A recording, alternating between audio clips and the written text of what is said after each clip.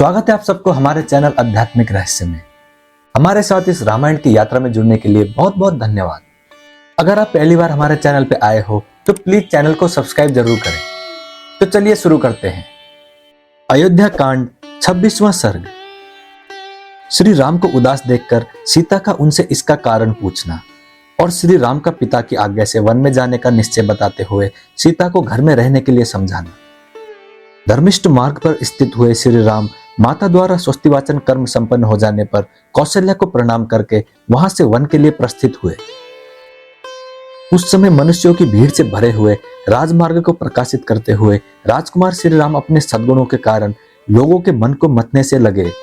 ऐसे गुणवान श्री राम को वनवास दिया जा रहा है, यह सोचकर वहां के लोगों का जी कचोटने लगा। तपस्विनी विदेह नंदिनी सीता ने अभी तक वो सारा हाल नहीं सुना था। उनके हृदय में यही बात समाई हुई थी कि मेरे पति का युवराज पद पर अभिषेक हो रहा होगा।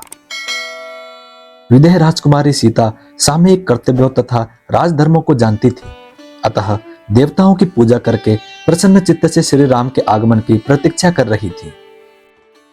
इतने में ही श्री राम ने अपने भली भांति सजे सजाए अंतःपुर में, जो प्रसन्न मनुष्यों से भरा हुआ था, प्रवेश किया। उस समय लज्जा से उनका मुख कुछ नीचा हो रहा था। सीता उन्हें देखते ही आसन से उठकर खड़ी हो गई। उनकी अवस्था देखकर कांपने लगी और चिंता से व्याकुल इंद्रियों वाले अपने उन शोक संतप्त पति को निहारने लगी। धर्मात्मा श्री राम सीता को देखकर अपने मानसिक शोक का वेग सहन न कर सके, अतः उनका वह शोक प्रकट हो गया।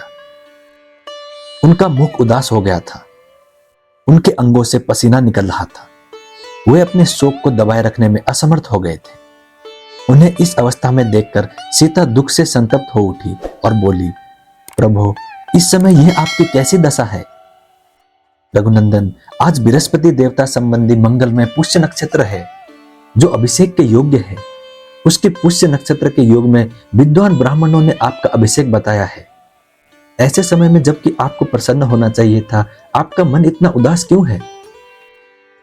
मैं देखती हूं इस समय आपका मनोहर मुख जल के फेन के समान उज्जवल तथा 100 तीलियों वाले श्वेत छत्र से आच्छादित नहीं है, अतएव अधिक शोभा नहीं पा रहा है।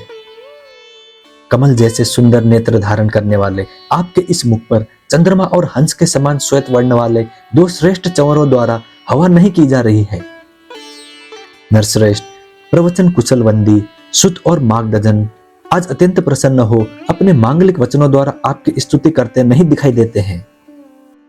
वेदों के पारंगत विद्वान ब्राह्मणों ने आज मुर्दाभिषिक्त हुए आपके मस्तक पर तीर्थोदक मिश्रित मधु और दधि का विधिपूर्वक अभिषेक नहीं किया। मंत्री, सेनापति आदि सारी प्रकृतियाएं वस्त्राभूषणों से विभूषित मुख्य मुख्य सेठ साहूकार तथा नगर और जनपद के लोग आज आपके पीछे पीछे चलने की इच्छा नहीं कर रहे हैं। इसका क्या कारण है? सुनहरे साजबाज से सजे हुए 4 वेगशाली घोड़ों से जुता हुआ श्रेष्ठ पुष्परथ, पुष्पभूषित केवल भ्रमणोपयोगी रथ आज आपके आगे आगे क्यों नहीं चल रहा है? वीर, आपकी यात्रा के समय समस्त शुभ लक्षणों से प्रशंसित तथा काले मेघ वाले पर्वत के समान विशालकाय तेजस्वी गजराज आज आपके आगे क्यों नहीं दिखाई देता है? प्रिय दर्शन वीर, आज आपके सुवर्ण जटित भद्रासन को सादर हाथ में लेकर अग्रगामी सेवक आगे जाता क्यों नहीं दिखाई देता है? जब अभिषेक की सारी तैयारी हो चुकी है, ऐसे समय में आपकी यह क्या दशा हो रही है? आपके मुख की कांति उड़ गई है। ऐसा पहले कभी नहीं हुआ था। आपके चेहरे पर प्रसन्नता का कोई चिन्ह नहीं दिखाई देता है। इसका क्या कारण है? इस प्रकार विलाप करती हुई सीता से रघुनंदन श्री राम ने कहा, सीते, आज पूज्य पिताजी मुझे वन में भेज रहे हैं। महान कुल में उत्पन्न, धर्म को जानने वाली तथा धर्मपरायण जनक नंदिनी, जिस कारण यह वनवास आज मुझे प्राप्त हुआ है, वह क्रमशः बताता हूं, सुनो। मेरे सत्य प्रतिज्ञ पिता महाराज दशरथ ने माता कैकेयी को पहले कभी 2 महान वर दिए थे। इधर जब महाराज के उद्योग से मेरे राज्याभिषेक की तैयारी होने लगी, तब कैकेयी ने उस वरदान की प्रतिज्ञा को याद दिलाया और महाराज को धर्मतः अपने काबू में कर लिया। इससे विवश होकर पिताजी ने भरत को तो युवराज के पद पर नियुक्त किया और मेरे लिए दूसरा वर स्वीकार किया, जिसके अनुसार मुझे 14 वर्षों तक दंडकारण्य में निवास करना होगा। इस समय मैं निर्जन वन में जाने के लिए प्रस्थान कर चुका हूं और तुमसे मिलने के लिए यहां आया हूं। तुम भरत के समीप कभी मेरी प्रशंसा न करना, क्योंकि समृद्धशाली पुरुष दूसरे की स्तुति नहीं सहन कर पाते। इसीलिए कहता हूं कि तुम भरत के सामने मेरे गुणों की प्रशंसा न करना। विशेषतः तुम्हें भरत के समक्ष अपनी सखियों के साथ भी बारंबार मेरी चर्चा नहीं करनी चाहिए, क्योंकि उनके मन के अनुकूल वर्ताव करके ही तुम उनके निकट रह सकती हो। सीते, राजा ने उन्हें सदा के लिए युवराज पद दे दिया है, इसलिए तुम्हें विशेष प्रयत्न पूर्वक उन्हें प्रसन्न रखना चाहिए, क्योंकि अब वे ही राजा होंगे। मैं भी पिताजी की उस प्रतिज्ञा का पालन करने के लिए आज ही वन को चला जाऊंगा। मनस्विनी, तुम धैर्य धारण करके रहना। कल्याणी, निष्पाप सीते, मेरे मुनिजन सेवित वन को चले जाने पर तुम्हें प्रायः व्रत और उपवास में संलग्न रहना चाहिए। प्रतिदिन सवेरे उठकर देवताओं की विधि पूर्वक पूजा करके तुम्हें मेरे पिता महाराज दशरथ की वंदना करनी चाहिए।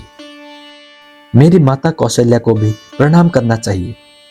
एक तो वो बूढ़ी हुई, दूसरे दुख और संताप ने उन्हें दुर्बल कर दिया है, अतः धर्म को ही सामने रखकर तुमसे वे विशेष सम्मान पाने के योग्य हैं।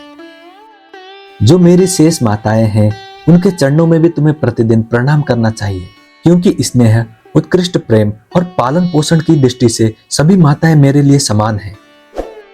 भरत और शत्रुघ्न मुझे प्राणों से भी बढ़कर प्रिय हैं, अतः तुम्हें उन दोनों को विशेषतः अपने भाई और पुत्र के समान देखना और मानना चाहिए।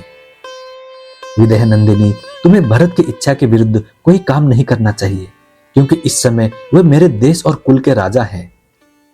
अनुकूल आचरण के द्वारा आराधना और प्रयत्न पूर्वक सेवा करने पर राजा लोग प्रसन्न होते हैं, तथा विपरीत बर्ताव करने पर वे कुपित हो जाते हैं।